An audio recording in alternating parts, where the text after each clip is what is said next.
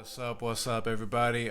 This is Ball Talk Deep, where we talk deep about ball. We got your favorite host, Andrade, and Erwin. We got a couple topics lined up. We know that you guys are gonna love it. Let's start it off. On our Pretender Contender series, we got a new squad. You probably heard of them before.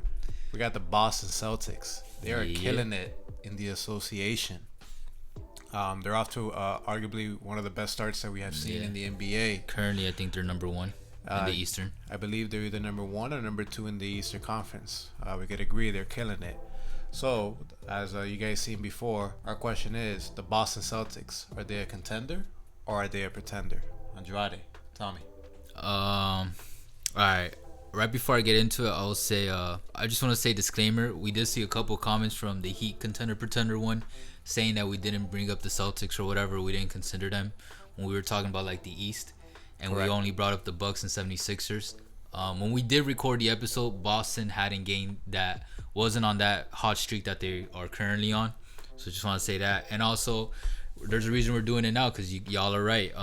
They are contenders. I actually think Boston Celtics are a lot like the Miami Heat. And I said in that Heat episode too, like they're contenders in the sense that I don't believe they'll win a chip, but I do think they have a decent chance of making it to the Eastern Conference Finals with the top two teams still being the Bucks and 76ers.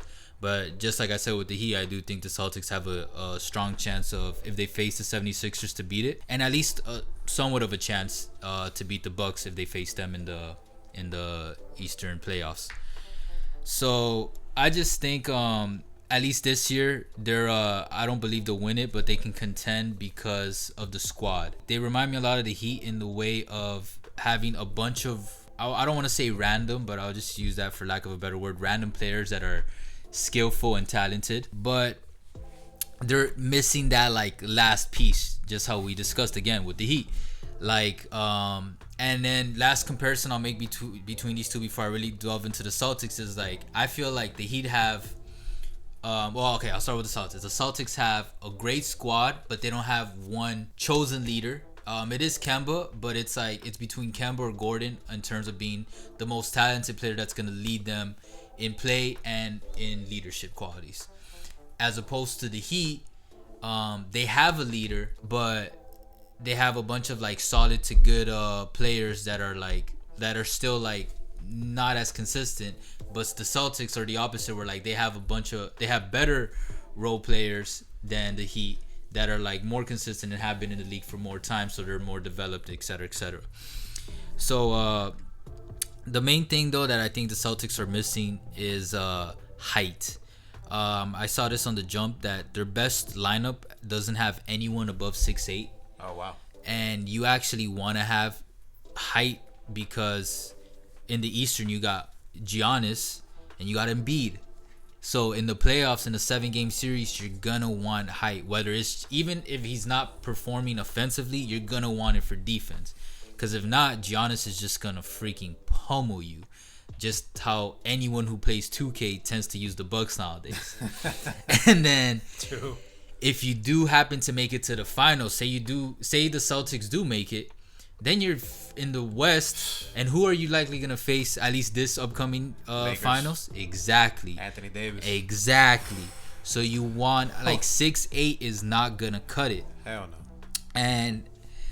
But I mean, besides that, let's go run through the squad real quick. They got Kemba Walker, Gordon Hayward, great players. They got Marcus Smart, Jason Tatum, Jaylen Brown, good players. And then Enes Kanter, who in my opinion, Enes Kanter is an underrated center, power forward, whichever slot you want to put him at, because I mean we saw him in the Portland Trailblazers playoffs last season. He was killing it, and by killing it I mean no, he's not freaking like a star, but he plays his role and he excels as a role player. And he was hurt last playoffs, so imagine a more healthy Enes Kanter in a playoff series, who he's 6'10", so he might be able to actually give you a couple good stops and points during the playoffs. Oh, he's not that good at D, but he's definitely a good. But that's the thing, in the playoffs last season, I remember he wasn't amazing, but he had a couple stops that I just think he just has that mentality. So it's like when he gets on on it, you feel me? Like he gets on it. So yeah, the Celtics have a decent squad. They got a bunch of. I think they have a lot of scoring talent. I just don't know how they're gonna mesh in the playoffs when time comes because one, I still think they need to figure out who is going to lead that team. Like Kemba is the point guard, but when Gordon gets back 100% healthy, it's gonna be up in the air. Like, all right, how are they gonna work? How are they gonna facilitate? Who's gonna be the closer? Like, you feel me? Because honestly, between Kemba and Gordon, like I like both of them a lot. I think they're both underrated.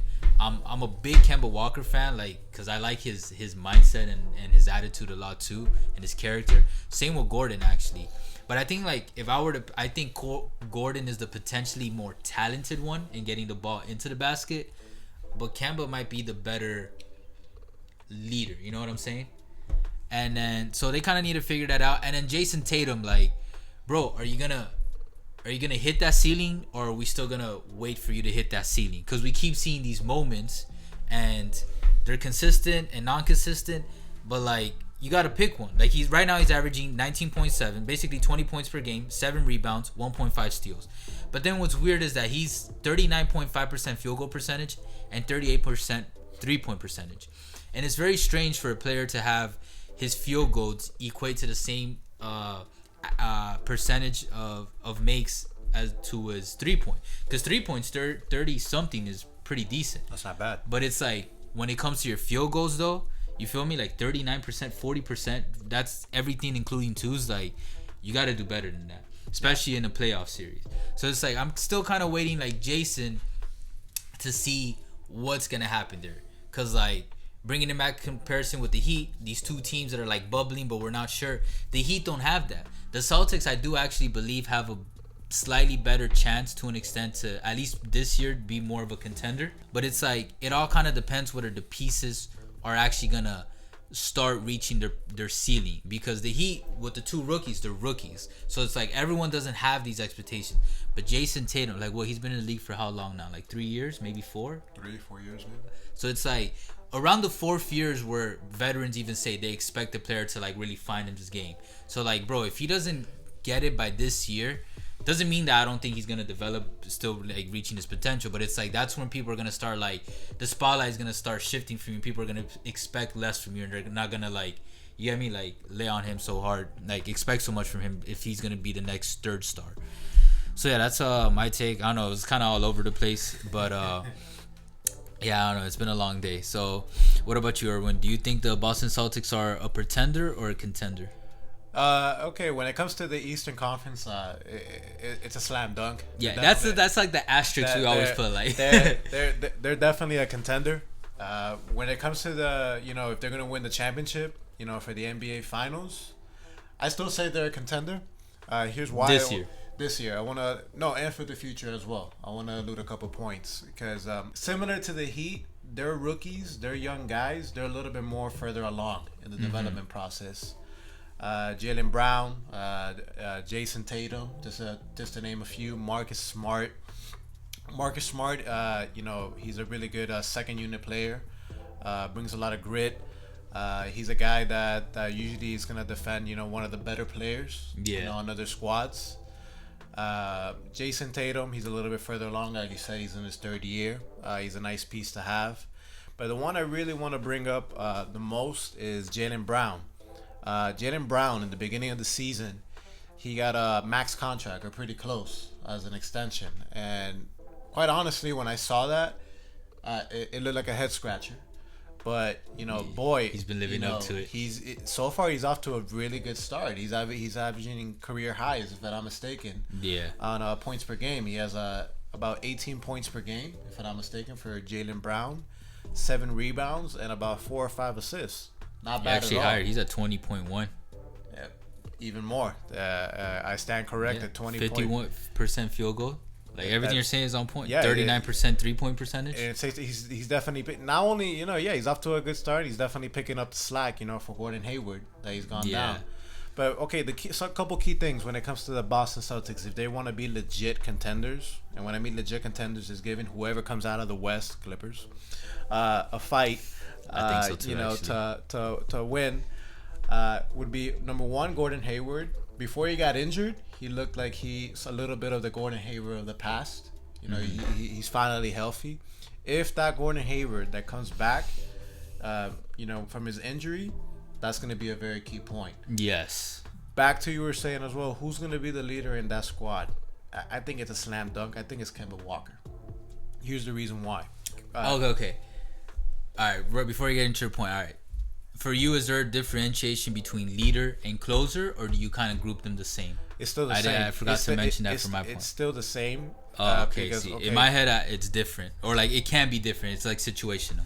It's still the same in my eyes. Because, the past couple of years for Kemba Walker, that's what the Hornets had. All what the Hornets had was Kemba Walker, and that's it. Yeah. He's been the closer. He's been the leader. He's already been having that going on already for the past couple, pretty much for his whole career. So I think it'll be a very seamless transition for Kemba to happen right now. Obviously, it might not look that way to you right now because this is the best team that Kemba has been a part of. Yeah. So he doesn't. So he doesn't have to carry as much weight as he has to in the past. With a real coach too. With a real coach as well, in a real organization. Yeah, I was gonna say that too. Not led by Michael Jordan. The irony, but that's a topic for another day. Yes, the Boston Celtics, they do have a little bit of holes. Their biggest hole that they have in their roster right now is height. They won't have a legit, center in the sense. Yeah, Enes Kanter is a nice piece to have, for your second unit. Give you energy, give you rebounds. Definitely the guy. I think he'll be in the starting lineup for some playoffs. But I don't think he'll be the solution all. Oh yeah, to win it. Nah. But the difference, Giannis would eat him up. Yeah, eat him up alive, man, and then some. But the good thing about what the Boston Celtics have compared to other squads is Danny Ainge, the general manager. The past couple years, he's been loading up on assets. In the draft, I believe they have arguably, Yeah.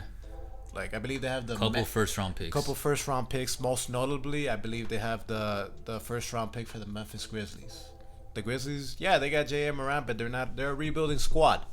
If needed, and if something arises, I think, if they keep on going like this way, the Boston Celtics, I think Danny Ainge might make a move to go ahead and address that need.